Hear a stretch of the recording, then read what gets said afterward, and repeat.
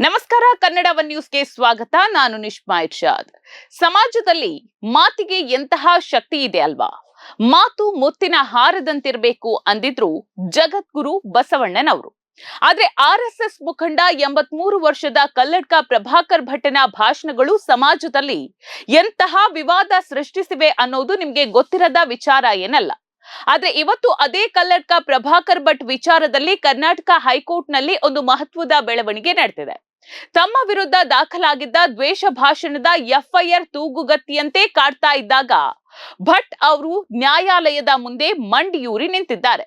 ಹೌದು ವೀಕ್ಷಕರೇ, ಹುಬ್ಬಳ್ಳಿಯ ದೀಪೋತ್ಸವ ಕಾರ್ಯಕ್ರಮದಲ್ಲಿ ಮುಸ್ಲಿಂ ಮಹಿಳೆಯರ ವಿರುದ್ಧ ಅತ್ಯಂತ ಆಕ್ಷೇಪಾರ್ಹ ಹೇಳಿಕೆ ನೀಡಿದ ಆರೋಪದ ಮೇಲೆ ಕಲ್ಲಡ್ಕ ಪ್ರಭಾಕರ ಭಟ್ ವಿರುದ್ಧ FIR ದಾಖಲಾಗಿತ್ತು. ಈ FIR ರದ್ದು ಮಾಡಬೇಕು ಅಂತ ಕೋರಿ ಭಟ್ ಕೋರ್ಟ್ ಮೆಟ್ಟಿಲೇರಿದ್ರು. ಆದ್ರೆ ಇವತ್ತಿನ ವಿಚಾರಣೆ ಅಂದ್ರೆ ನಿನ್ನೆ ನಡೆದಂತಹ ವಿಚಾರಣೆಯ ವೇಳೆ ಇಡೀ ಕೋರ್ಟ್ ಹಾಲ್ ಸ್ತಬ್ಧವಾಗುವಂತಹ ಒಂದು ವಿದ್ಯಮಾನ ನಡೆದಿದೆ.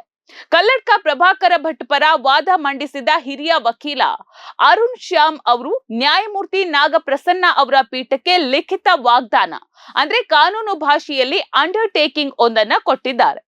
ಆ ವಾಗ್ದಾನದ ಸಾರಾಂಶ ಇಷ್ಟೇ: ನನ್ನ ಕಕ್ಷಿದಾರರಾದ ಕಲ್ಲಡ್ಕ ಪ್ರಭಾಕರ್ ಭಟ್ ಇನ್ನು ಮುಂದೆ ಎಲ್ಲೂ ಕೂಡ ಯಾವುದೇ ವೇದಿಕೆಯಲ್ಲೂ ಕೂಡ ದ್ವೇಷ ಭಾಷಣ ಮಾಡೋದಿಲ್ಲ ಅಂತ. ಇಷ್ಟು ದಿನಗಳ ಕಾಲ ವೇದಿಕೆಯ ಮೇಲೆ ಮೈಕ್ ಸಿಕ್ಕರೆ ಸಾಕು, ವಯಸ್ಸಿನ ಹಂಗಿಲ್ಲದೆ ಉದ್ರೇಕಕಾರಿ ಮಾತುಗಳನ್ನ ಆಡ್ತಾ ಸಮಾಜದಲ್ಲಿ ಸೌಹಾರ್ದತೆಯನ್ನ ಹರಾಜಿಗಿಡ್ತಿದ್ದ ಈ ಕಲ್ಲಡ್ಕ ಪ್ರಭಾಕರ್ ಭಟ್ಗೆ ಕೋರ್ಟ್ ಮೆಟ್ಟಿಲೇರ್ತಾ ಇದ್ದಂತೆ ದಿಢೀರ್ ಜ್ಞಾನೋದಯ ಆಗಿರೋದು ಅತ್ಯಂತ ಹಾಸ್ಯಾಸ್ಪದ ಮತ್ತು ಅವರ ದ್ವಿಮುಖ ನೀತಿಗೆ ಹಿಡಿದ ಕನ್ನಡಿಯಾಗಿದೆ. ಹುಬ್ಬಳ್ಳಿಯಲ್ಲಿ ಮುಸ್ಲಿಂ ಮಹಿಳೆಯರನ್ನ ಅತ್ಯಂತ ಹೀನವಾಗಿ ನಿಂದಿಸಿ ಇಡೀ ಸಮುದಾಯದ ವಿರುದ್ಧ ವಿಷ ಕಾರಿದ್ದಂತಹ ಈ ಧರ್ಮಾಂಧ ನಾಯಕನಿಗೆ ಕಾನೂನಿನ ತೂಗುಗತ್ತಿಗೆ ಕುತ್ತಿಗೆಗೆ ಬರ್ತಾ ಇದ್ದಂತೆ ಬಂಧನದ ಭೀತಿ ಶುರುವಾಗಿದೆ. ಮುಸ್ಲಿಂ ದ್ವೇಷವನ್ನೇ ತನಗೊಂದು ರಾಜಕೀಯ ಅಸ್ತ್ರವನ್ನಾಗಿ ಮಾಡಿಕೊಂಡು ಮೆರೀತಿದ್ದ ವ್ಯಕ್ತಿ ಇವತ್ತು ನ್ಯಾಯಾಲಯದ ಮುಂದೆ ಇನ್ನು ಮುಂದೆ ಎಲ್ಲೋ ಕೂಡ ದ್ವೇಷ ಭಾಷಣ ಮಾಡುವುದಿಲ್ಲ ಅಂತ ಲಿಖಿತ ವಾಗ್ದಾನ ನೀಡಿ ಮಂಡಿಯೂರಿರೋದು ಆತನ ನಕಲಿ ವೀರಾವೇಶವನ್ನ ಬಯಲು ಮಾಡಿದೆ. ತನ್ನ ಮೇಲಿನ FIR ಮತ್ತು ಜೈಲು ವಾಸದಿಂದ ಬಚಾವಾಗೋದಕ್ಕೆ ಕಲ್ಲಡ್ಕ ಪ್ರಭಾಕರ್ ಭಟ್ ಕಂಡುಕೊಂಡ ಈ ನರಿ ತಂತ್ರ ಅವರಲ್ಲಿನ ನಿಜವಾದ ಪಶ್ಚಾತ್ತಾಪ ಮೂಡಿದೆ ಅನ್ನೋದಕ್ಕಿಂತ ಹೆಚ್ಚಾಗಿ ಕಾನೂನಿನ ಅಸ್ತ್ರಕ್ಕೆ ಅವರು ಎಷ್ಟು ಹೆದರಿದ್ದಾರೆ ಅನ್ನೋದನ್ನ ಇಲ್ಲಿ ಸಾಬೀತುಪಡಿಸಿದೆ.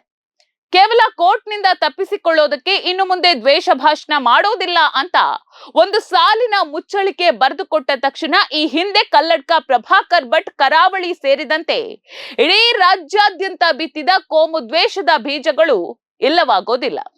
ಧರ್ಮದ ಹೆಸರಿನಲ್ಲಿ ಮುಸ್ಲಿಂ ಸಮುದಾಯದ ವಿರುದ್ಧ ಸಾರ್ವಜನಿಕವಾಗಿ ಇವರು ಕಾರಿದ ವಿಷದ ಕಿಡಿ ಇದೆಯಲ್ಲ, ಅವುಗಳು ಎಷ್ಟು ಮುಗ್ಧ ಯುವಕರ ಭವಿಷ್ಯವನ್ನ ಬಲಿ ಪಡೆದಿದೆ ಮತ್ತು ಎಷ್ಟು ಕುಟುಂಬಗಳನ್ನ ಬೀದಿ ಪಾಲು ಮಾಡಿವೆ ಎಂಬುದಕ್ಕೆ ಇತಿಹಾಸವೇ ಸಾಕ್ಷಿ.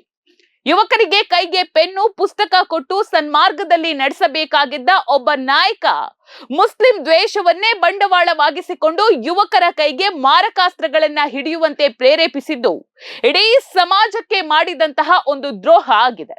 ಕಲ್ಲಡ್ಕ ಭಟ್ರ ಈ ಹಿಂದಿನ ಭಾಷಣಗಳಿಂದಾಗಿ ಸಮಾಜದ ಶಾಂತಿ ಸೌಹಾರ್ದತೆ ಈಗಾಗಲೇ ಧಗಧಗ ಉರಿತಾ ಇರುವಾಗ ಈಗ ಕೇವಲ ತಮಗಾದಂತಹ ಸ್ವಾರ್ಥದ ಹಿನ್ನೆಲೆಯಲ್ಲಿ ಕೋರ್ಟ್ ಮುಂದೆ ಶರಣಾಗಿರೋದು ಆತನ ನೈತಿಕ ದಿವಾಳಿತನವನ್ನ ತೋರಿಸ್ತದೆ.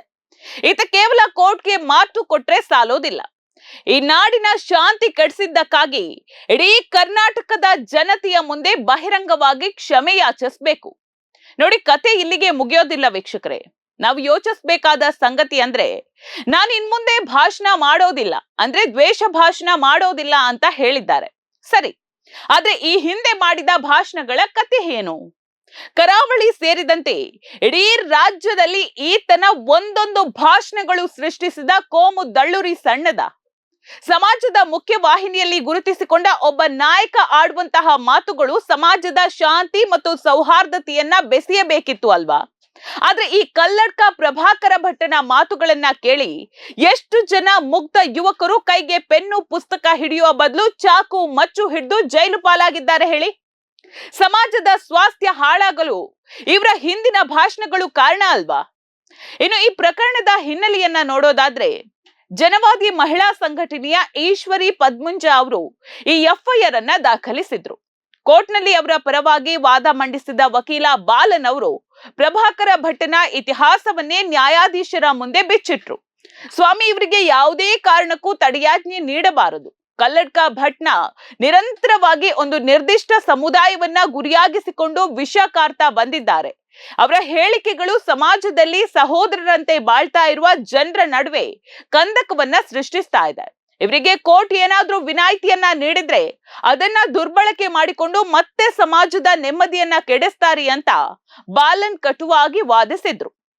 ಎರಡೂ ಕಡೆಯ ವಾದವನ್ನ ಆಲಿಸಿದಂತಹ ನ್ಯಾಯಮೂರ್ತಿ ನಾಗಪ್ರಸನ್ನ ಅವರ ಪೀಠ ಈ ಪ್ರಕರಣಕ್ಕೆ ಸಂಬಂಧಿಸಿದ ಎಲ್ಲಾ ಎಫ್ಐಆರ್ ಗಳನ್ನ ಒಟ್ಟಿಗೆ ಸೇರಿಸಿ ಮುಂದಿನ ವಿಚಾರಣೆಯನ್ನ ಜೂನ್ 16ಕ್ಕೆ ಮುಂದೂಡಿದೆ. ಈ ಬಗ್ಗೆ ಪ್ರಿಯಾಂಕ್ ಖರ್ಗೆ ಆರ್ಎಸ್ಎಸ್ ಮತ್ತು ಕಲ್ಲಡ್ಕ ಭಟ್ ವಿರುದ್ಧ ಸಾಮಾಜಿಕ ಜಾಲತಾಣ ಎಕ್ಸ್ ನಲ್ಲಿ ಅತ್ಯಂತ ತೀಕ್ಷ್ಣವಾದ ಮತ್ತು ಗಂಭೀರವಾದ ವಾಗ್ದಾಳಿಯನ್ನ ನಡೆಸಿದ್ದಾರೆ. ಪ್ರಿಯಾಂಕ್ ಖರ್ಗೆ ಅವರು ತಮ್ಮ ಪೋಸ್ಟ್ ನಲ್ಲಿ ಆರ್ಎಸ್ಎಸ್ ಸಂಘಟನೆಯನ್ನ ಪುರಾಣದ ಭಸ್ಮಾಸುರನಿಗೆ ಹೋಲಿಸಿದ್ದಾರೆ. ಪುರಾಣದ ಭಸ್ಮಾಸುರ ತಲೆ ಮೇಲೆ ಕೈ ಇಟ್ಟು ಸಿಕ್ಕವರನ್ನ ಸುಡ್ತಾ ಇದ್ನಂತೆ. ಆದ್ರೆ ಆರ್ಎಸ್ಎಸ್ ಎಂಬ ಆಧುನಿಕ ಭಸ್ಮಾಸುರ ಮುಗ್ಧ ಯುವ ಸಮುದಾಯದ ಮೆದುಳಿಗೆ ಕೈ ಇಟ್ಟು ಇಡೀ ದೇಶವನ್ನೇ ಸುಡ್ತಾ ಇದೆ ಅಂತ ಖರ್ಗೆ ಆಕ್ರೋಶವನ್ನ ಹೊರಹಾಕಿದ್ದಾರೆ. ಇಷ್ಟು ದಿನಗಳ ಕಾಲ ಕಲ್ಲಡ್ಕ ಪ್ರಭಾಕರ್ ಭಟ್ ದ್ವೇಷವನ್ನೇ ಉಸಿರಾಡ್ತಾ ಇದ್ರು ಅನ್ನೋದನ್ನ ಇವತ್ತು ಕೋರ್ಟ್ ನಲ್ಲಿ ಅವರೇ ಒಪ್ಪಿಕೊಂಡಂತಾಗಿದೆ ಅಂತ ಪ್ರಿಯಾಂಕ್ ಖರ್ಗೆ ಲೇವಡಿ ಮಾಡಿದ್ದಾರೆ.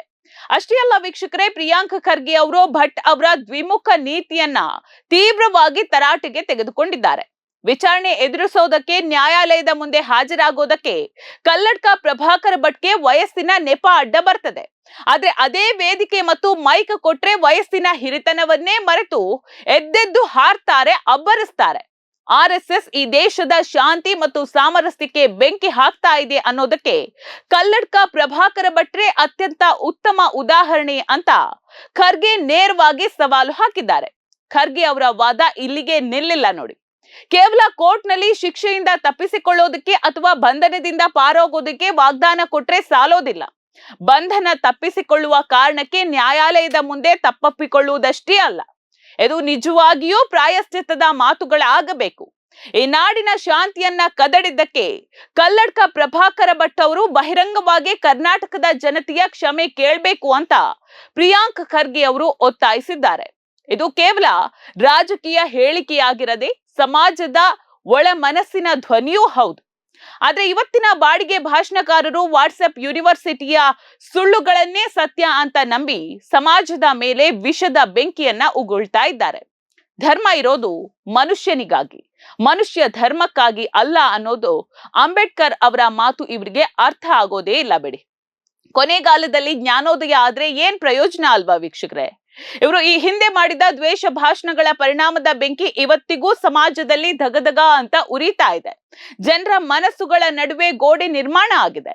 ಕಲ್ಲಡ್ಕ ಪ್ರಭಾಕರ ಭಟ್ ಅವರು ಕೋರ್ಟ್ಗೆ ಕೊಟ್ಟ ಮಾತು ಕೇವಲ ಕಾನೂನಿನಿಂದ ತಪ್ಪಿಸಿಕೊಳ್ಳುವ ತಂತ್ರವೋ ಅಥವಾ ನಿಜವಾದ ಪ್ರಾಯಶ್ಚಿತ್ತವೋ ಅನ್ನೋದನ್ನ ಮುಂದಿನ ದಿನಗಳಲ್ಲಿ ನೋಡ್ಬೇಕಾಗಿದೆ. ನೋಡ್ತಾ ಇರಿ ಸಮ ಸಮಾಜಕ್ಕಾಗಿ ಕನ್ನಡ ಒನ್ ನ್ಯೂಸ್. ನಮಸ್ಕಾರ.